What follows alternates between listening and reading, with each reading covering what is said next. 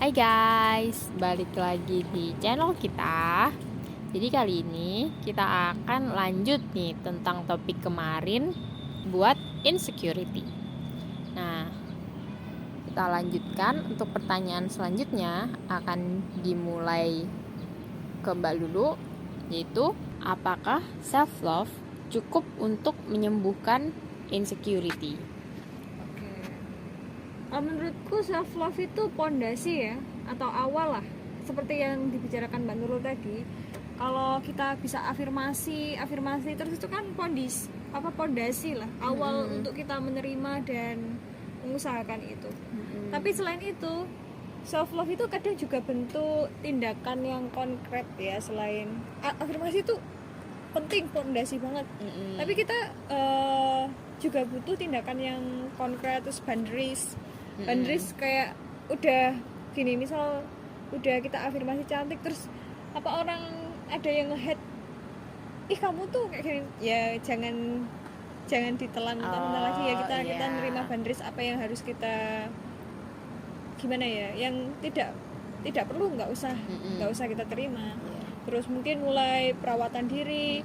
Ini nggak cuma di itu aja sih, di semua hal. Kalau mungkin tentang pencapaian ya kita mulai berusaha lebih giat lagi, mengembangkan diri lagi. Atau mungkin kalau kita udah di titik depresi yang paling parah, mungkin kita juga butuh ke profesional. Iya, benar okay, banget. Self love itu nggak cuma aku mencintai, tapi ya tindakan-tindakan juga ya Mbak, ya itu.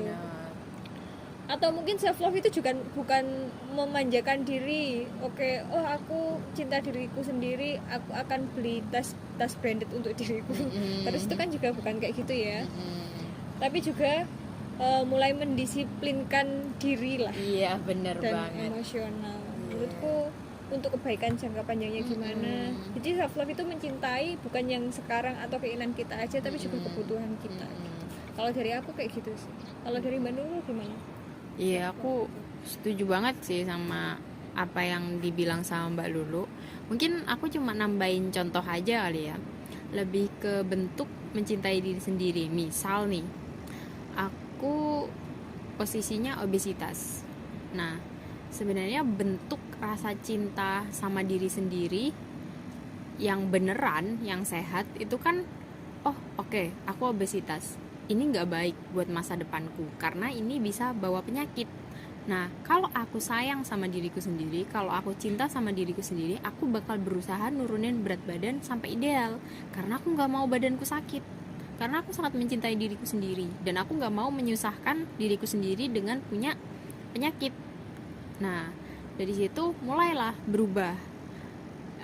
Makannya mulai makan makanan sehat, mulai olahraga. Nah, itu menurutku benar-benar definisi mencintai diri sendiri yang sehat. Jadi bukan dengan aku tahu aku obesitas, tapi ya udah, ini aku mencintai diriku sendiri. Ini adalah bentuk rasa cintaku sama diriku sendiri. Jadi aku menerima kalau aku obesitas. Emang kenapa?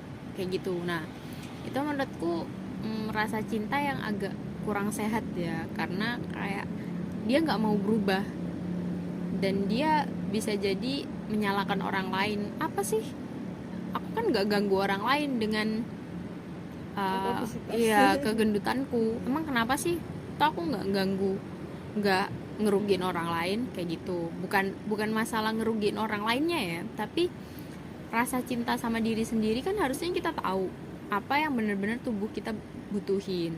Sama juga kalau kita kerja keras untuk masa depan yang cemerlang, itu kan bukan berarti kita nyiksa diri sendiri kan, tapi itu bentuk rasa cinta kita sama diri sendiri, dan kita pengen di masa depan kita itu senang, kita tuh lebih mudah karena kita udah berusaha keras untuk mencapai apa yang kita inginkan kayak gitu.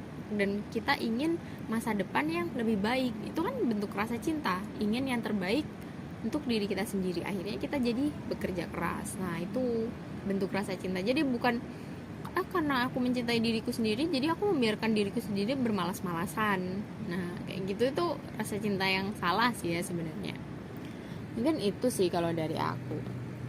Oke, lanjut ke sebelum itu, jadi intinya self love itu menurutku cukup ya untuk menyembuhkan insecurity. Tapi balik lagi, kalau insecurity-nya berat atau kalian gak kuat sama beban insecurity itu, mungkin kita butuh ke yang lebih ahli lagi, psikolog kayak gitu semacamnya. Oke. Gak kerasa ya, kayaknya kita udah di penghujung episode hari ini. Bener banget. Nah, jadi untuk part selanjutnya gimana nih? Kita akan meneruskan tentang insecurity ini di obrolan kita selanjutnya. Bener banget. Atau kalian kalau punya ide, pertanyaan atau topik yang seru atau tentang insecurity ini, apakah kalian setuju atau kalian punya cerita tentang insecure kalian sendiri nih, bisa ditaruh di kolom komentar. Benar. Oke, kalau gitu sampai jumpa di episode selanjutnya. Sampai ketemu lagi dan bye-bye.